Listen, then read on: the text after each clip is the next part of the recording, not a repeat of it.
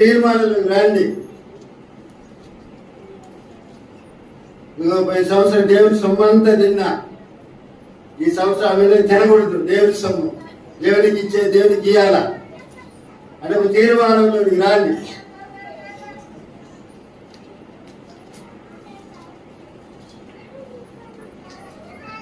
తీర్మానం చేసుకొని ఒక తీర్మానంలోనికి రండి. లేదా ఒక సంవత్సరము 10 రూపాయలు మిగిల్చలేదు, 3-4 పని చేస్తా, ఈ సంవత్సరం అన్నా ఈ సంవత్సరానికి ఒక అమౌంట్ మిగిలియాల. ఒక తీర్మానంలోకి రండి. ఒక సంవత్సరం అప్పేసా కట్టలేదు, బడ్డీలకే సరిపోయింది, ఈ సంవత్సరం బాకీ లేదు, తీరవాల. ఒక తీర్మానంలోకి రండి. తీర్మానం అనేది రావాలి.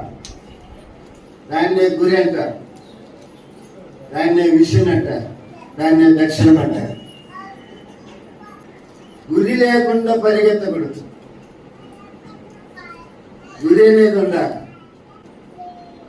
పౌరులన్నీ గురి లేని వాని వలె పరిగెత్తనంటారు.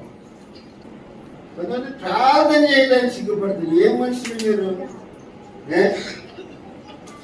ఏం మనుషులు? శబ్దమే రాదు ప్రార్థన.